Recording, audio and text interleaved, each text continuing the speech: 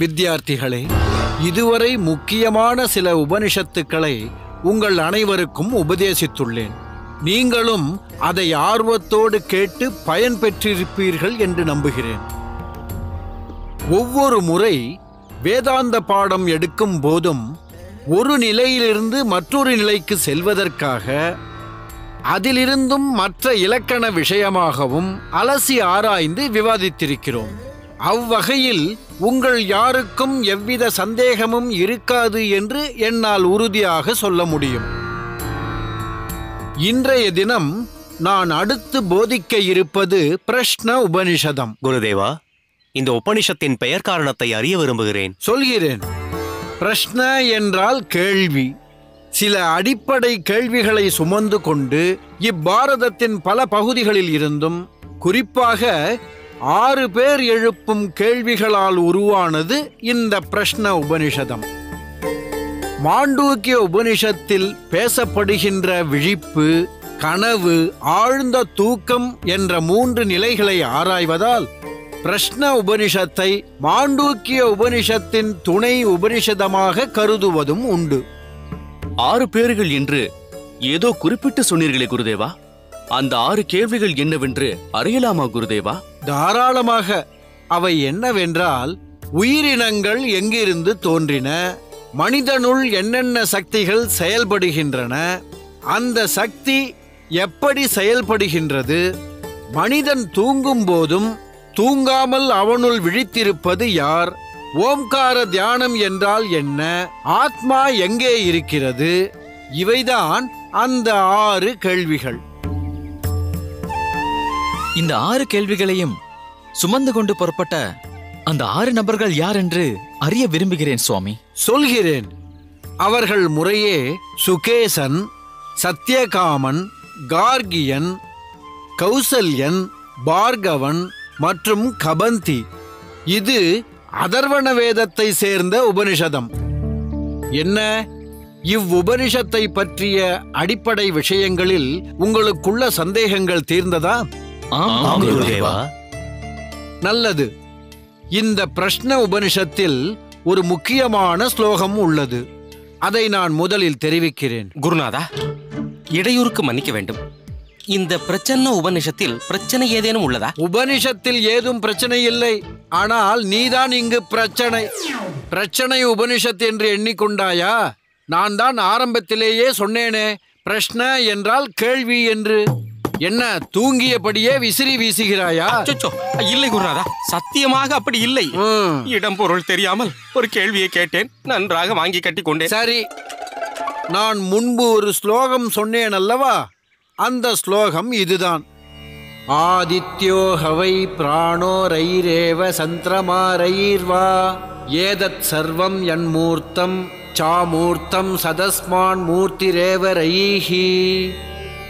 இதன் அர்த்தம் என்னவென்று உங்களில் யாராவது உரைப்பீர்களா?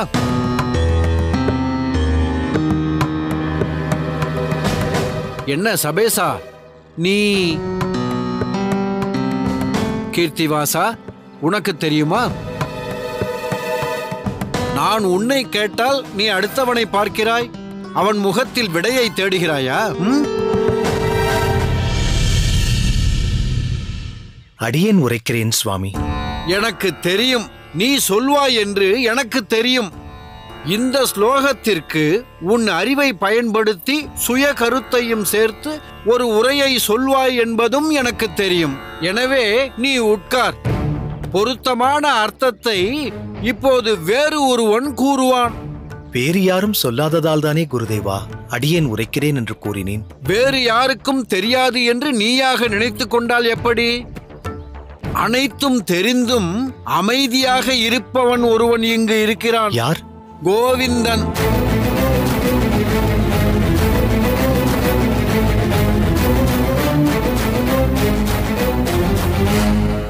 கோவிந்தா, அந்த ஸ்லோகத்தின் விளக்கத்தை நீ சொல். குருதேவா, அடியேன். ஏன்? உன்னால் சொல்ல முடியும் என்று எனக்கு தெரியும். ஏன் ராமானுஜனை பார்க்கிறாய்? அண்ணன் இருக்கும்போது தம்பி எப்படி பேசுவது என்று தயங்குகிறாயா? தயங்க வேண்டாம். தங்கு தடையின்றி அந்த ஸ்லோகத்தின் அர்த்தத்தை இங்கு அனைவரும் அறியும் வகையில் சொல். சூரியன் என்பது ஆற்றல், சந்திரன் ஜடப்பொருள். தூளப்பொருளாகவும் நுண்பொருளாகவும் இவ்வுலகில் உள்ள அனைத்தும் ஜடப்பொருளே. இதன் கருத்து என்னவென்றால், சந்திரனுக்கென்று ஒளி கிடையாது. சூரியனின் ஒளியை பெற்று அது பிரதிபலிக்கிறது. சந்திரன் மட்டும் இருந்தால் ஒளி இல்லை, அது வெறும் ஜடப்பொருளே. சூரியனாகிய ஆற்றல் அதில் புகும் பொழுது சந்திரன் ஒளி வீசுகிறது, அதாவது செயல்படுகிறது. ஜடப்பொருளான இந்த உடலுக்குள் பிராணன் என்ற ஆற்றல் இருக்கும்போது மட்டுமே இந்த உடல் செயல்படுகிறது. பிராணன் போய்விட்டால் இவ்வுடல் செயலிழந்து கீழே விழுந்து விடுகிறது. இது பற்றி முடிவான கருத்தாக உனக்கு என்ன தோன்றுகிறது? அதையும் சொல். முடிவற்ற ஒரே பிரம்மம்தான் அனைத்திற்கும் மூலமாக இருக்கிறது.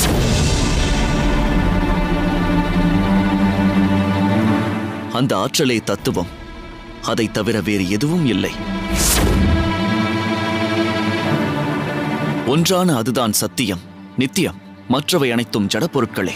அற்புதம், அருமை. என் மனதில் இருப்பதை அப்படியே பிரதிபலித்து விட்டாய். நீ என் பரமார்த்த சிஷ்யன், அதில் சிறிதும் சந்தேகமில்லை. ராமானுஜா, இது பூரிப்படைய வேண்டிய தருணம். அதற்கான அறிகுறியே தெரியவில்லை.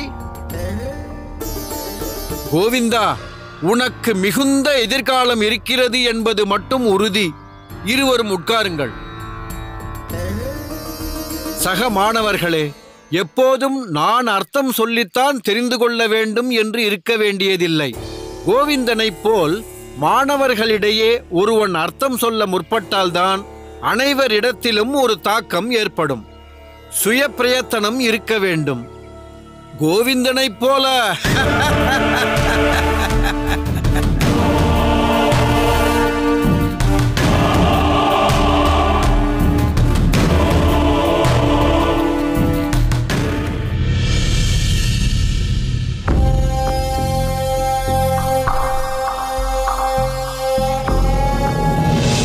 நான் மதுரமங்கலம் வரப்போவதில்லை.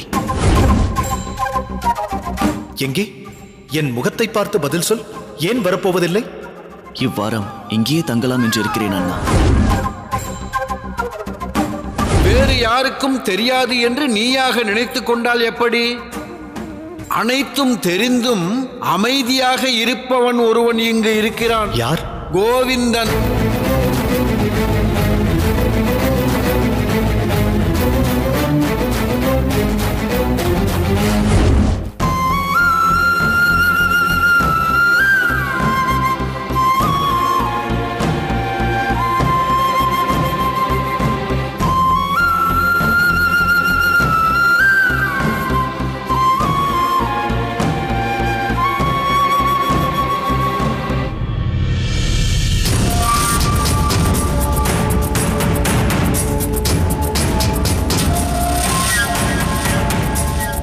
என்ன ராமானுஜா, பலமான யோசனை போல் இருக்கிறது.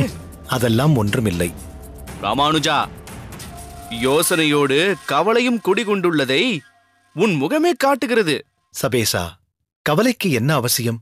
நான் சாதாரணமாகத்தான் இருக்கிறேன் என்று உன் வாய் சொல்கிறது.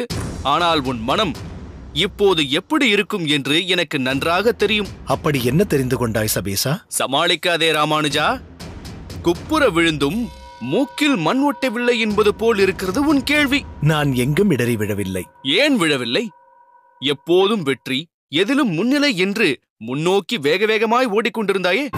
நன்றாய் போட்டார் ஓர் கடிவாளத்தை இன்று நம் குருநாதர். ஏன் ஏதேதோ பிதற்றுகிறாய்? நான் ஒன்றும் பிதற்றவில்லை. இன்று பாடசாலையில் நீ வாங்கிய குட்டை பற்றிதான் சொன்னேன். உன்னை வாயை மூடி உட்கார் என்பது போல் அடக்கிய குருநாதர் கோவிந்தன் மூலம் அந்த ஸ்லோகத்திற்கு அர்த்தம் சொல்ல சொன்னாரே, மறந்து விட்டாயா? நீ எப்படி மறப்பாய்? அதைத்தான் இப்போது யோசித்துக் கொண்டிருக்கிறாயே. முதலில் உன்னை அழுத்தி கோவிந்தன் வெற்றி கண்டு விட்டான். ஆனால் அதை உன் மனம் ஏற்க மறுக்கிறது. சபேசா, வாய்க்கு வந்ததை பேசாதே. கோவிந்தன் யார்? என் ஆருயிர் தம்பி, என்னுடைய வெளியில் உலாவும் உயிர் போன்றவன். அவன் பெறும் ஒவ்வொரு வெற்றியும் எனக்கு சந்தோஷமே. அவன் வெற்றி அடைந்தால் என்ன, நான் அடைந்தால் என்ன? எனக்கு இரண்டும் ஒன்றுதான். பிறகு ஏன் பலமாக யோசித்துக் கொண்டிருந்தாய்? அவன் பெரும் வெற்றி சரியான வழியில் பெறும் வெற்றியா, அவன் எங்கள் சம்பிரதாய நெறிமுறைக்கு பொருந்தாத வகையில் தடம் மாறுகிறானோ என்றுதான் சிந்தனையில் இருந்தேன். நீ சொல்வது வினோதமாக இருக்கிறது ராமானுஜா. கோவிந்தன் சொல்லிய அர்த்தம் மிகவும் சரி என்றுதான் குருநாதர் குறிப்பிட்டார். அவன் தன் பாதையை சரி என்று நினைக்கிறான். இருக்கலாம். ஆனால் எங்கள் சம்பிரதாயம் நெடிய வரலாறும் பாரம்பரியமும் உடையது. இன்றும் என் மாமா திருமலை நம்பி போன்ற ஆச்சாரிய சிரேஷ்டர்களால் பெரிதும் போற்றி பாதுகாத்து கடைபிடிக்கப்பட்டு வருகிறது. அதற்கு விரோதமாக கோவிந்தன் சென்றுவிடக்கூடாதே என்ற ஆதங்கத்தில் நான் இருக்கிறேன். அதை நீ உணரமாட்டாய். நீ பேச்சில் சாதுரியம் வாய்ந்தவன் என்பதை நான் நன்கு அறிவேன். ஏதேதோ சொல்லி என்னை சமாளிக்க முயலாதே. அன்றைக்கு என்னை பல வகையில் அழுத்தினாய். அன்று நான் அடைந்த வலியை இன்று நீ அனுபவிக்கிறாய். உன்னை தாண்டி ஒரு பெரும் மதிப்பை கோவிந்தன் நம் குருநாதரிடம் பெற்றுவிட்டான். இனி நீ தொடர்ந்து வலியையும் அதனால் ஏற்படும் வேதனையையும் நீ அனுபவிக்கத்தான் போகிறாய். போதும் சபேசா, தேவையில்லாமல் வார்த்தைகளை உதிர்க்காதே. வாழ்க்கை சுழற்சியில் வெற்றியும் தோல்வியும் சில நேரங்களில் இடறி விடுதலும் பிறகு எழுந்து வீறுநடை போடுதலும் மிகவும் சகஜம்தான். ஆனால் என் நிலையிலும் பக்குவமாய் வாழ்க்கை வாழும் விதத்தை என் தகப்பனார் என்றோ எனக்கு போதித்திருக்கிறார். நீ பக்குவத்தை உணர்ந்து கொள்வதுதான் உனக்கு நல்லது. உன் அறிவுரை எதுவும் எனக்கு தேவையில்லை ராமானுஜா. உன் அறிவுரை எல்லாம் உன் ஆருயிர் தம்பியிடம் செல்லுபடியாகுமா என்று முதலில் யோசித்துப்பார். ஆனால் ஒன்றை ஞாபகத்தில் வைத்துக்கொள், என் வீழ்ச்சி உன்னால் தான் நடந்தது. அதேபோல் உன் வீழ்ச்சி தொடங்கிவிட்டது. சபேசா,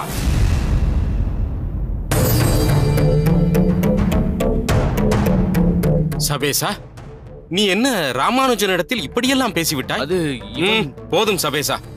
தொலைவில் இருந்து நான் சில உரையாடல்களை கேட்டுக்கொண்டிருந்தேன். நீ இப்படியெல்லாம் பேசுவது தகாது. ராமானுஜா, நீ புறப்படு. ஏன் நிற்கிறாய் ராமானுஜா? நான் இவனிடம் பேசிக் கொள்கிறேன். நீ புறப்படு.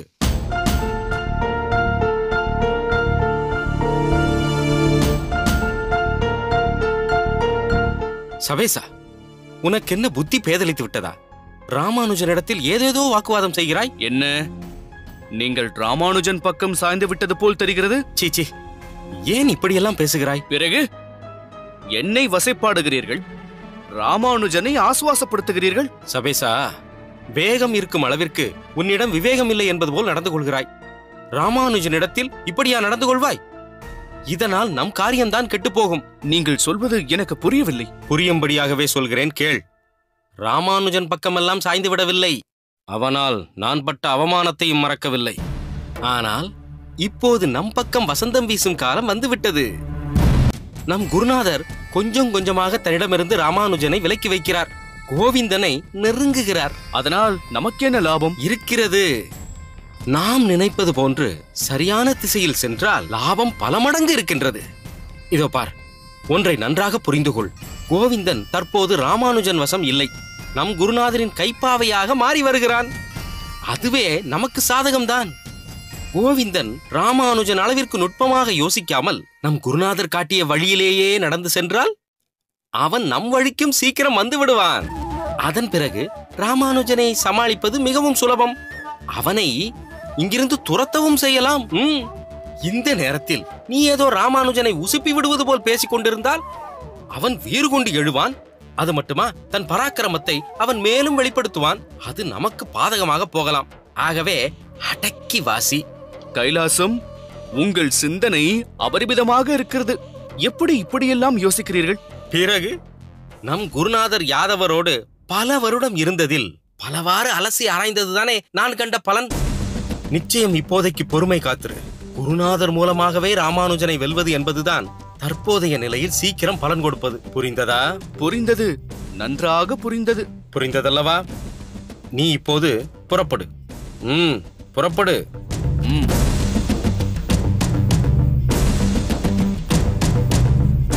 ராமானுஜா, உன்னை முன்னால் இருந்து வீழ்த்துவது விபரீதமானது.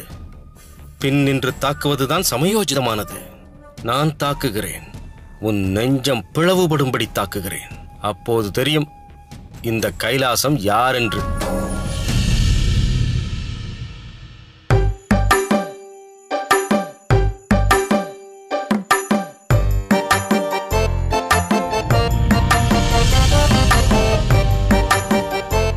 கைலாசம். இதோ வந்து விட்டேன் குருநாதா.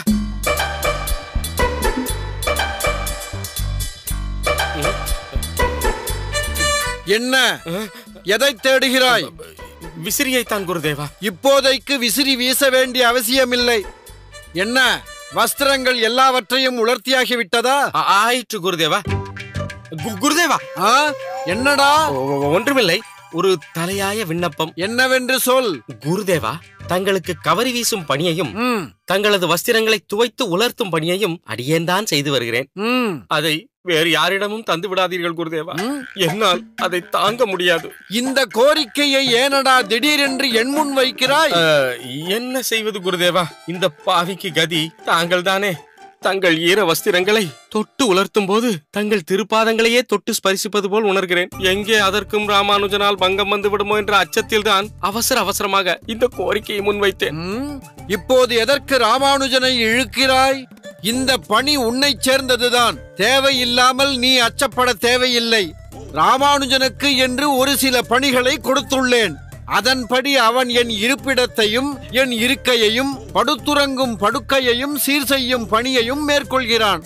என் தேக நலனில் அக்கறை எடுத்துக் கொள்கிறான். தங்களின் ஓலைகளை சீர்படுத்தி அதில் பல குறிப்புகளை தங்களுக்காக தேர்ந்தெடுக்கின்றான். அதில் இப்போது சற்று திருத்தம் இருக்கிறது. திருத்தமா? ஆம். என் சித்தாந்த விளக்கங்களுக்கு தகுந்த குறிப்புகளை சேகரிக்கப் போகும் பணியை செய்ய போகிறவன் ராமானுஜன் இல்லை, கோவிந்தன்.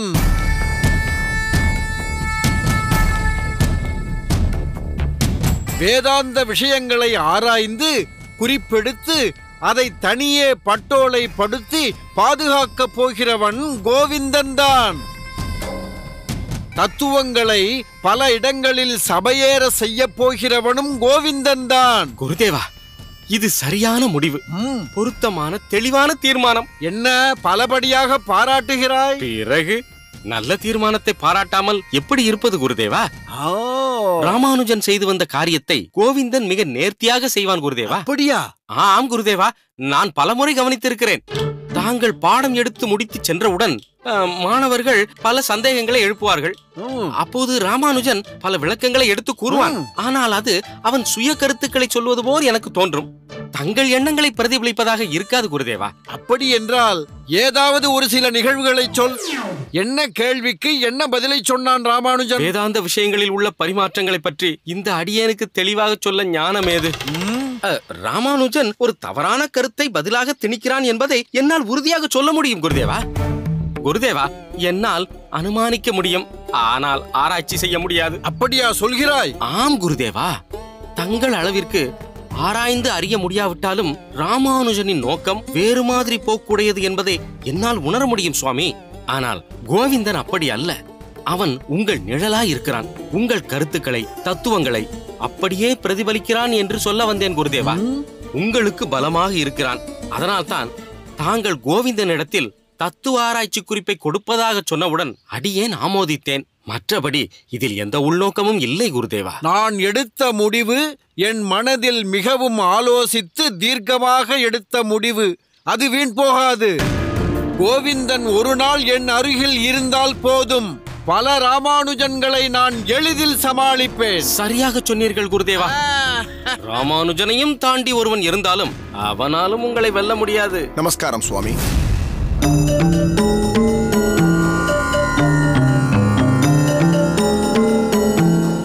என்ன குருநாதா, காஞ்சியிலிருந்து பட்சி வந்திருக்கிறது. போதும், நீ உடனே இங்கிருந்து புறப்படு. உத்தரவு குருநாதா. வாரும் திருக்கட்சி.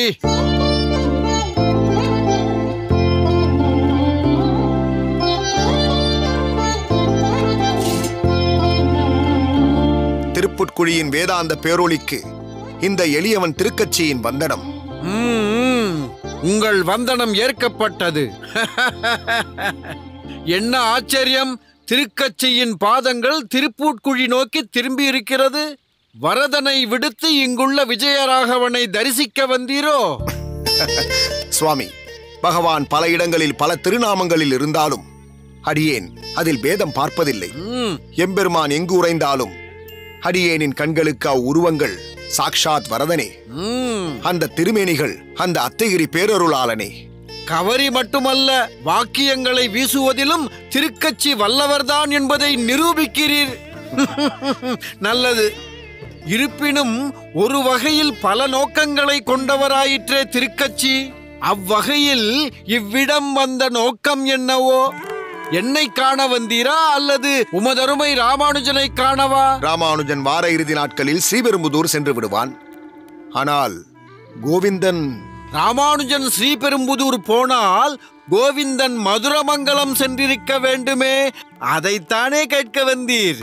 மதுரமங்கலம் செல்லவில்லை என்றால் உம்மோடு கட்சியில் தங்கியிருக்க வேண்டும், அப்படித்தானே? இல்லை சுவாமி, கோவிந்தன் மதுரமங்கலம் சென்றதாகவும் தெரியவில்லை, அடியேனின் மடத்திற்கும் வரவில்லை. காஞ்சியம்பதியில் அவனை பார்த்தே வெகு நாட்கள் ஆகிவிட்டதே. தங்களின் வேதாந்த மந்திர வார்த்தைகளால் கட்டுண்டு பல நாட்கள் அவனை இங்கேயே தங்குபடி செய்து விட்டீர்கள் போலிருக்கிறதே. கோவிந்தன் வேதாந்த வாக்கியங்களுக்கு வசியப்பட்டு இங்கு தங்கவில்லை.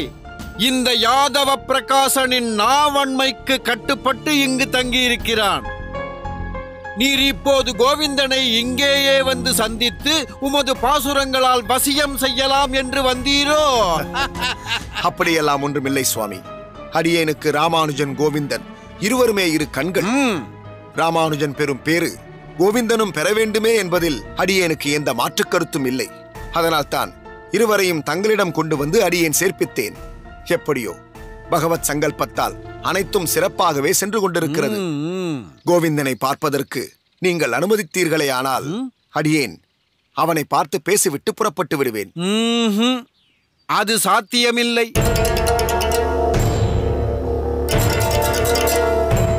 ஆம் திருக்கச்சி, பாடசாலை பகுதிக்கு வந்தோ வகுப்பு நடைபெற்றுக் கொண்டிருக்கும் பொழுதோ எதுவானாலும் சரி, வித்தியார்த்திகளை வேண்டப்பட்டவர்கள் சந்திக்கும் நியதி இந்த யாதவ பிரகாசனின் பாடசாலையில் இல்லை.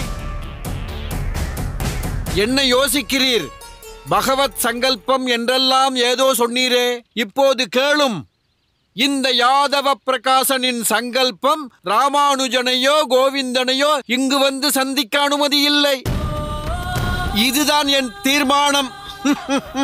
என்ன சொல்கிறீர்?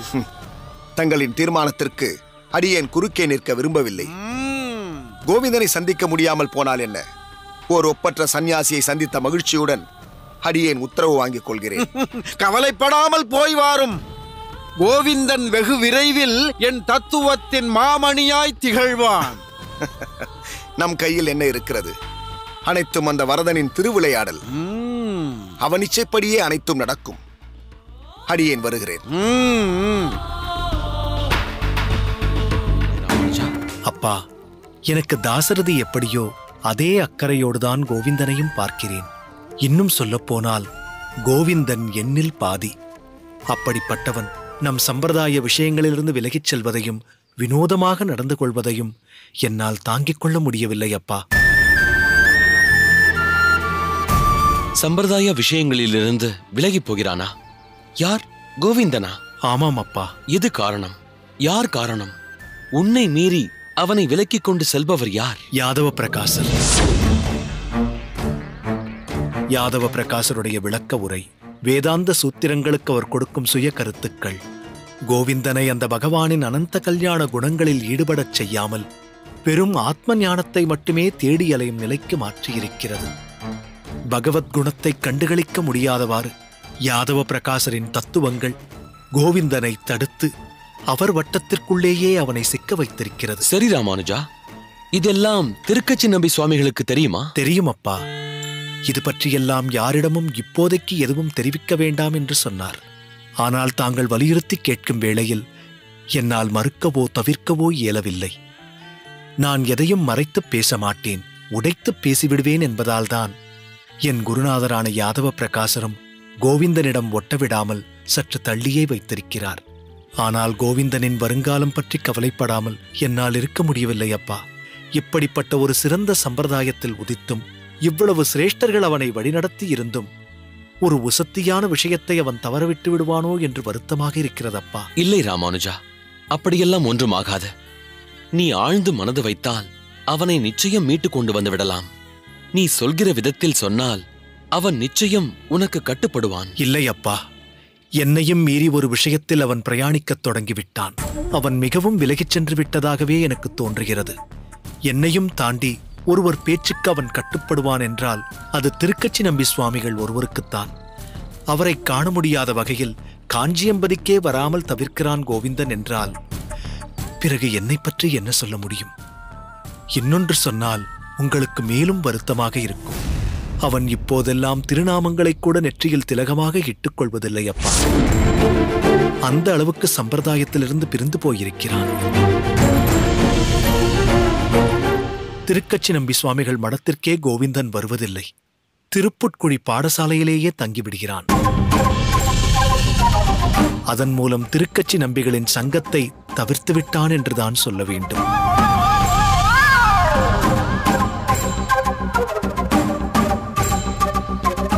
ஆனால் ஒரே ஒரு முறை திருக்கச்சி நம்பிகளோடு கோவிந்தனை சந்திக்க வைத்துவிட்டால் போதும்.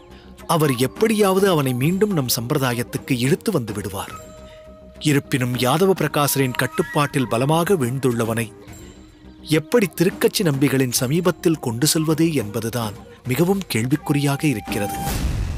சரி ராமானுஜா, நீ விசனப்படாதே. கோவிந்தனைக் கொண்டு சில லீலைகளை புரிய பகவான் ஏதோ சங்கல்பித்திருக்க வேண்டும். நீ இப்படி யோசித்துப் பார். அன்றாடம் அந்த வரதனிடம் உரையாடும் திருக்கச்சி நம்பிகள் நினைத்தால் 1000 தடைகளையும் தாண்டி கோவிந்தனை கண்டு பேச முடியாதா? அப்படியே நடக்கவில்லை. எனவே இது நிச்சயம் அந்த பகவானின் லீலையேதான்.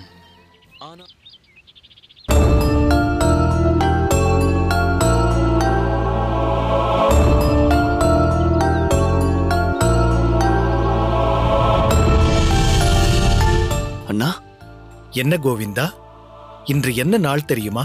வாரத்தின் இறுதி நாட்களில் இருக்கிறோம். இனி இன்றும் குறுகிய வட்டத்திற்குள் இருப்பது போல் தெரிகிறது. குறுகிய வட்டமா? அப்படியெல்லாம் இல்லை அண்ணா. இல்லை, உன் செய்கைகள் அப்படித்தான் தெரிவிக்கின்றன. இந்த மடத்தை விட்டு நீ எங்கும் செல்வதில்லை. வகுப்புகள் முடிந்தவுடன் மீண்டும் வேதாந்த ஆராய்ச்சி, பிறகு நம் குருநாதரிடம் சில குறிப்புகள் பெறுதல் என்று ஒரு சிறிய வட்டத்துக்குள் உழன்று கொண்டிருக்கிறாய். சூத்திரங்களை அர்த்தம் கொள்வதிலும் நம் குருநாதர் காட்டிய வழியே மிகச் சரியென்று எடுத்துக்கொள்கிறாய். அதையே சிந்தித்தும் இருக்கிறாய் என்பது எனக்கு நன்றாக புரிகிறது. நீ இப்படி கடிவாளம் கட்டிய குதிரையாக இருக்காதே கோவிந்தா. பல விஷயங்களையும் அலசி ஆராய்ந்து சீர்தூக்கி பார்த்து சுயமாக ஒரு முடிவுக்கு வா கோவிந்தா. எல்லாம் காலத்தின் கோலம். நான் சொல்வதை ஏற்பதா வேண்டாமா என்று நீதான் யோசிக்க வேண்டும். நம் சம்பிரதாய விஷயங்களில் உன்னுள் ஒரு மாற்றம் ஏற்பட்டிருக்கிறது. அதை உன் தோற்றமும் பிரதிபலிக்கிறது. நம்முள் உள்ள அந்யோன்யத்திலும் அதன் தாக்கம் தெரிகிறது. இல்லை அண்ணா, அப்படியெல்லாம் இல்லை. தயவு செய்து தப்பாக எதையும் எடுத்துக்கொள்ள வேண்டாம். என்றுமே நீங்கள் என் அண்ணா. நான் உங்கள் அன்பு தம்பிதான். அதில் எந்த மாற்றமும் இல்லை. உங்களிடம் எனக்குள்ள பாசமும் நேசமும் இன்று நேற்று வந்ததில்லை. அது என்றுமே கடுகளவும் குறையாது. எனக்கு சகலமும் தாங்கள்தான் அண்ணா. உனக்கு எல்லாமே நான் தான் என்கிறாய். ஆனால் நான் சொல்லும் இதமான சம்பிரதாய விஷயங்களில் மட்டும் உனக்கு உகப்பில்லையோ? என்ன பதிலையே காணும்? சரி கோவிந்தா, உன்னுள் சில மாற்றங்கள் விதிவசத்தால் இருந்துவிட்டு போகட்டும். ஆனால் ஒரு விஷயத்தில் மட்டும் மாற்றம் வேண்டாம். உன் தாய்க்கு ஒரு ஏமாற்றமும் வேண்டாம்.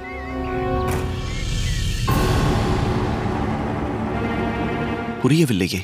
நீ என்னுடன் நித்தியப்படி காஞ்சிபுரம் வராவிட்டாலும் பாதகமில்லை. திருக்கச்சி நம்பி சுவாமிகளை தரிசிப்பதை தவிர்த்தாலும் பாதகமில்லை. ஸ்ரீபெரும்புதூருக்கு வராமல் போனாலும் பாதகமில்லை. ஆனால் வார இறுதி நாட்களில் உனக்காகவே இருவர் அங்கே மதுரமங்கலத்தில் காத்திருப்பதை மறந்து விட்டாயா? அவர்கள் உன்னை பெற்ற தாய் தந்தை என்பதையும் உணர மறுக்கிறாயா? நீ அவசியம் மதுரமங்கலம் சென்று உன் தாயை பார்த்துவிட்டு வா கோவிந்தா. வார இறுதி நாட்களில் உன் தாய் தந்தையை காண்பது அவசியம். அவர்களைக் கண்டாலாவது உனக்கு தெரிய வேண்டிய பல விஷயங்கள் உன் மனதிற்கு தெரிய வரும். இல்லையென்றால் தேவையில்லாத அவப்பெயரை நீ சம்பாதிக்க வேண்டி வரும். அப்படியெல்லாம் ஆகாதண்ணா. இங்கே பார் கோவிந்தா, என் மேல் உனக்கு இன்னும் பாசம் இருக்கிறது இல்லையா? என்னிடம் உனக்கு மரியாதை இருக்கிறது இல்லையா? அப்படியென்றால் என் சொல்படி நீ மதுரமங்கலம் போகிறாய். இந்த வாரம் புறப்படுகிறாய். புரிந்ததா? புரிகிறது அண்ணா. மதுரமங்கலம் புறப்படுகிறாயா? புறப்படுகிறேன் அண்ணா. நிச்சயமாக? உங்களுக்காக, என் பெற்ற தாய்க்காக நான் நிச்சயம் மதுரமங்கலம் போகிறேன் அண்ணா. என்னை நம்புங்கள் அண்ணா. நல்லது கோவிந்தா. ஏதோ இந்த அளவுக்கு என் பேச்சுக்கு மதிப்பும் மரியாதையும் கொடுத்தாயே, அதுவே போதும். சரி, இந்த வாரம் புறப்பட ஆயத்தமாகிவிடு. நானும் இந்த வாரம் புறப்படுவேன். போ கோவிந்தா.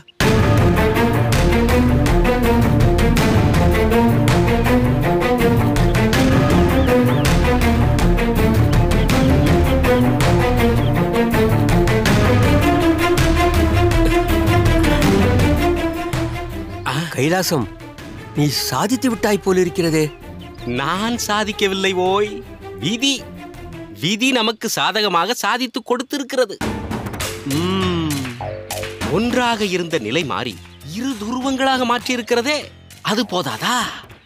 இந்த சிறிய விரிசலை கொஞ்சம் கொஞ்சமாக பெரிதுபடுத்தி ஒரு பெரும் பள்ளமாக உருவாக்கி அதில் முதலில் ராமானுஜனை விழ வைக்க வேண்டும். பிறகு அதே பள்ளத்தில் அந்த கோவிந்தனையும் நாம் அழுத்தி விடலாம். பலவிதமான நேரங்களில் பலவிதமான யூகங்களை வகுத்தோம், ஏதும் பலிக்கவில்லையே.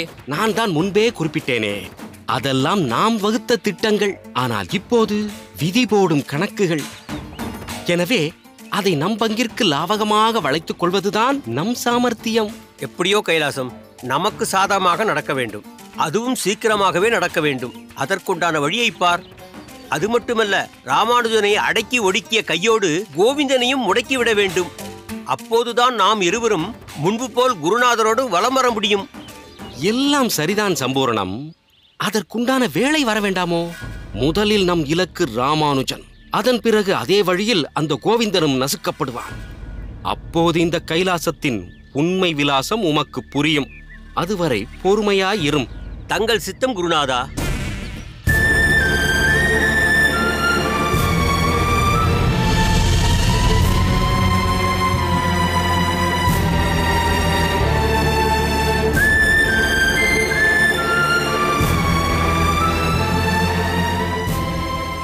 ராமானுஜா. சுவாமி,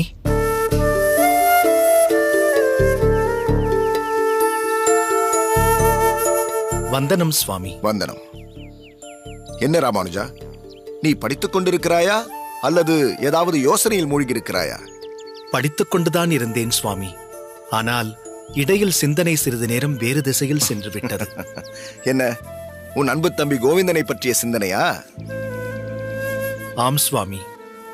இவ்வோலையில் ஒரு ஆத்ம சகோதரனை பெற்றவன் எதைத்தான் அடைய முடியாது என்று கூறியுள்ளது. எதிரிப்படைகள் பல சூழ்ந்து வந்தாலும் தம்பியுடையவன் எதற்கும் கலங்க மாட்டான் என்று கூறியுள்ளது. உடனே என் மனமும் கோவிந்தனிடம் சென்று விட்டது. உன் நிலைமை அடியேனுக்கு நன்றாக புரிகிறது ராமானுஜா. என்ன செய்வது? கோவிந்தன் தற்போது காலத்தின் பிடியில் சிக்கியிருக்கிறான். காலமோ கோவிந்தன் விஷயத்தில் நமக்கு சாதகமாக இல்லை. இருப்பினும் காலம் ஒரு நாள் நம் பக்கமும் திரும்பும். அது என்றைக்கு சுவாமி? இப்போதைக்கு அவனை நம் சம்பிரதாயத்திலிருந்து விலக்கி வைத்துள்ளதே. இந்த இடைவெளி வெகு தூரத்திற்கு கோவிந்தனை கொண்டு சென்று விடுமோ என்ற அச்சம் என்னுள் எழுகிறது. அப்படியெல்லாம் ஆகாது ராமானுஜா. நம்பிக்கையோடு இரு. நம்பிக்கை அது வாழ்வின் முக்கியமான அங்கம் என்பதை அடியேன் உணர்ந்துள்ளேன் சுவாமி. இருப்பினும் கோவிந்தன் சற்றும் என்னிடம் பிடிகொடுக்காமல் யாதவ பிரகாசரின் பிடியில் சிக்கிக் கொண்டிருக்கிறான். யாதவ சுவாமிகள் சொல்வதுதான் கோவிந்தனுக்கு வேதவாக்காக இருக்கிறது. யாரைக் கொண்டு அவனை நம் வழிக்கு கொண்டு வருவது என்று புரியாமல் பெரும் யோசனையில் மூழ்கியிருக்கிறேன். வருந்த வேண்டாம் ராமானுஜா. நீ நினைப்பது போல் கோவிந்தன் வெகு நாட்களுக்கு வழிதவறி இருக்க மாட்டான். வைணவ சம்பிரதாயமும் அதன் தத்துவமும் பிறந்தது முதலே அவன் ஹிருதயத்தில் ஆழ பதிய வைக்கப்பட்டுள்ளது.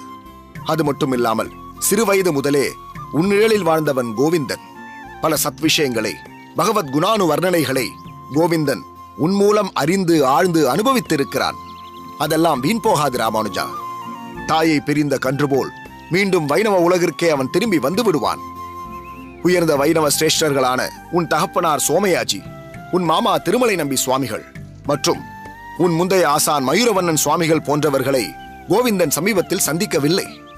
அவர்களின் சங்கம் அவனுக்கு ஏற்படும் போது கோவிந்தனிடம் நிச்சயம் மாற்றம் ஏற்படும். அதனால்தான் சுவாமி, தாங்கள் யாரிடமும் கோவிந்தனை பற்றி தெரிவிக்க வேண்டாம் என்று சொல்லியிருந்தும் அடியேன் தகப்பனாரிடம் கோவிந்தனை பற்றி தெரிவித்து விட்டேன். ஆனால் அவரும் பொறுமைதான் காக்கச் சொன்னார். அதில் ஒரு நியாயம் இருக்கிறது ராமானுஜா. உயிருக்கு உயிரான நீ சொல்லியே ஏற்காத கோவிந்தன் தன் பேச்சை எப்படி எடுத்துக்கொள்வானோ என்று உன் தகப்பனார் யோசித்திருக்கலாம். இந்நேரத்தில் நீ ஒன்றை புரிந்து கொள்ள வேண்டும். முதலாவதாக, யாதவ பிரகாசரின் வரட்டு கோட்பாடுகளில் உள்ள நாட்டத்தில் கோவிந்தனுக்கு ஒரு விரக்தி, ஒரு அலுப்பு ஏற்படும். பகவானின் திருவுருவம் உன்னதமானது, நித்தியமானது என்பதை உணர்ந்து மீண்டும் அவன் அதை போற்றும் காலம் வரும். அதுவரை நாம் சற்று பொறுமையாகத்தான் இருக்க வேண்டும். தங்களின் கூற்றை அடியேன் மறுக்கவில்லை. அனவரதமும் அந்த வரதனையே சரணடைந்திருக்கும் தாங்கள் உடனே இதற்கொரு வழிகாணக் கூடாதா? தாங்கள் முயற்சித்தால் இந்த விஷயத்தில் ஒரு தீர்வு ஏற்படாதா? ராமானுஜா, உனக்கு தெரியாதது என்று எதுவுமே இல்லை. சில பேர் காலத்தின் சூழ்ச்சியால் ஆட்பட்டு பிறகு தானாகவே தன் இயல்பு நிலைக்கு வருவார்கள். சிலர் அனுபவத்தால் அல்லல்களை சந்தித்து கசப்பான தருணங்களை எதிர்கொண்டு காலத்தால் அடிபட்டு பிறகு தன் இயல்பு நிலைக்கு வருவார்கள். மற்றும் சிலரோ பிறரால் தடுத்தாட்கொள்ளப்பட்டு முந்தைய நிலைதான் சிறந்தது என்று மனதால் ஒருமித்து பிறகு திரும்பி வருவார்கள். இதில் கோவிந்தனுக்கு எது விதிக்கப்பட்டிருக்கிறதோ யார் அறிவார்கள்? இருப்பினும் நாளை அடியேனின் சுற்றத்தாரும் சொந்த பந்தங்களும் கோவிந்தனின் இன்றைய நிலையைப் பற்றி அறிந்தால் நம்மைத்தானே தூற்றுவார்கள். அதற்காகவாவது நம்மாலான முயற்சிகளை செய்யத்தானே வேண்டும் சுவாமி. நீ சொல்வதும் சரிதான் ராமானுஜா. அடியேன் ஒரு காரியம் செய்கிறேன். கோவிந்தன் இவ்வார இறுதியில் மதுரமங்கலத்தில் தானே இருப்பான். என் வாக்கிற்கு இவ்விஷயத்தில் மட்டும் மதிப்பளித்து மதுரமங்கலத்திற்கு வார இறுதி நாட்களில் செல்வதாக சொல்லியிருக்கிறான் சுவாமி. நல்லது. அடியேன் மதுரமங்கலத்திற்கு சென்று கோவிந்தனை அவன் அகத்தில் வைத்தே சந்தித்து பேசி பார்க்கிறேன். அவனிடத்தில் மாற்றத்தை ஏற்படுத்த அடியேனால் என்ற எல்லா முயற்சிகளையும் எடுக்கிறேன். நீ வேறு எதை பற்றியும் இப்போதைக்கு சிந்திக்காமல் உன் படிப்பில் மட்டுமே கவனத்தை செலுத்து. மற்ற எல்லாம் அந்த வரதனின் இச்சைப்படியே நடக்கட்டும். அனைத்தையும் அவனிடமே சமர்ப்பித்து விடு.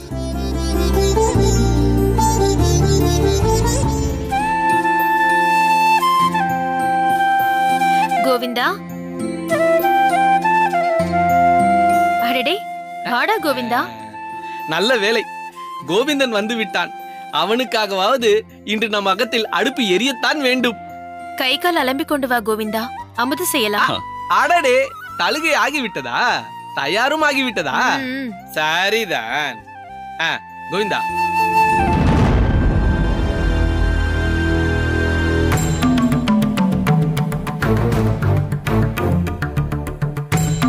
பெரிய பிராட்டி, எதுக்கு இப்படி உரக்க குரல் கொடுக்கிறீர்கள்? சற்று இவனை பார். இப்பொழுது நேராக எங்கிருந்து வருகிறாய் நீ? திருப்புட்குழியிலிருந்து வருகிறேன். திருப்புட்குழியிலிருந்து இப்படிதான் வருவாயா? ஏனப்பா இப்படி கேட்கிறீர்கள்? எப்படி வந்திருக்கிறேன்? நெற்றியில் ஏன் திருமன் ஸ்ரீசூரணம் இல்லை? அது வரும் வழியில் அழிந்து போயிருக்கும். போய் இல்லை, உண்மையில் அழிந்துதான் போயிருக்கும். மீண்டும் போய் அழிந்தாலும் திருநாமம் இட்டுக்கொண்டால் அதன் அறிகுறி தெரியும். நீ திருநாமமே இட்டுக்கொள்ளவில்லை என்கிறேன் நான். இருக்கலாம் அப்பா, மறந்துவிட்டேன் என்று நினைக்கிறேன். பார்த்தாயா உன் பிள்ளையை? திருநாமம் இட்டுக்கொள்ள மறந்து விட்டானாம். ஆமாம், உண்மையில் மறந்துதான் விட்டேன். மீண்டும் எதற்கு இப்படி கூப்பாடு போடுகின்றீர்கள்? சாதாரண விஷயம். இதற்கு போய் ஊரை கூட்டி விடாதீர்கள். திருநாமம் இட்டுக்கொள்ள மறந்தது சாதாரண விஷயமா? ஸ்ரீ வைஷ்ணவனா இவன்? எத்தனை பெரிய தவறு!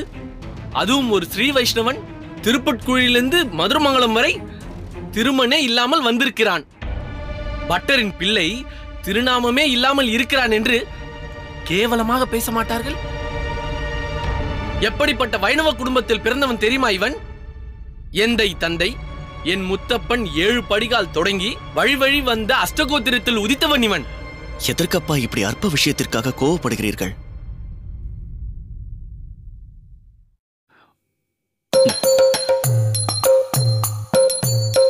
இந்தாருங்கள், திருப்புட்குழியிலிருந்து உங்களுக்கு பழங்கள் வாங்கி வந்திருக்கிறேன்.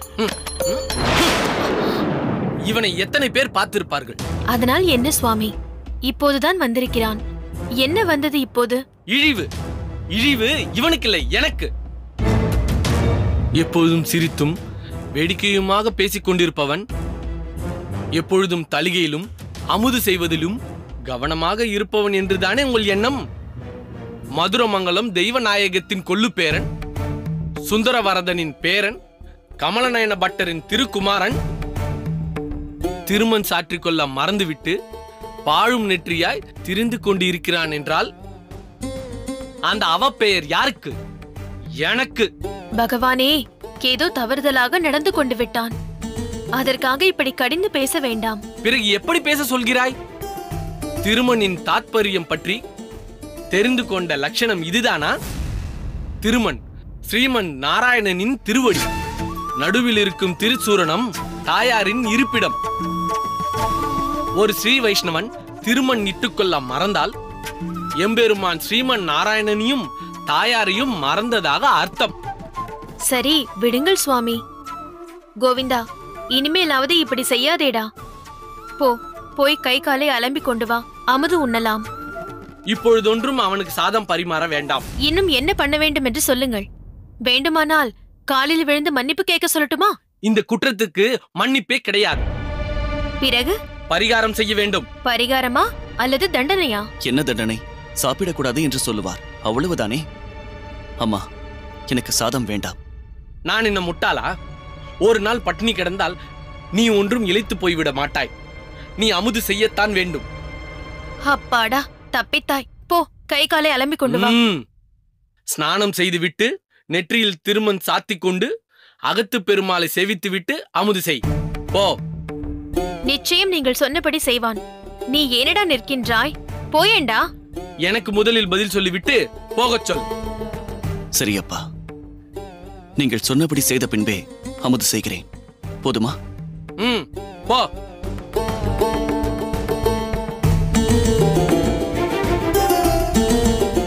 சாந்தமாக இருங்கள் சுவாமி. வந்ததும் வராததுமாக இவனிடத்தில் நீ ஒன்றும் என்னை சமாதானம் செய்ய முயற்சிக்க வேண்டாம். நீ புறப்படி இவ்விடத்திலிருந்து. நான் சொன்னபடி செய்தானா என்று மேற்பார்வையிட்ட பின் அவனுக்கு அமுது பரிமாறு. போ. வர வர இவன் போக்கே சரியில்லை என்று தோன்றுகிறது. மறந்து விட்டானாம். யாரை ஏமாற்ற பார்க்கிறான்? இந்த கமலநயன பட்டரையா? அது இந்த ஜென்மத்தில் நடக்காது. இன்று நன்றாகவே உரைக்கும்படி பேசியாகிவிட்டது. இன்னொரு முறை செய்வானா இவன்? என்னை நன்றாகவே புரிந்து கொண்டிருப்பான் என்று. இந்த கமலநயனனை என்னவென்று நினைத்தாய்?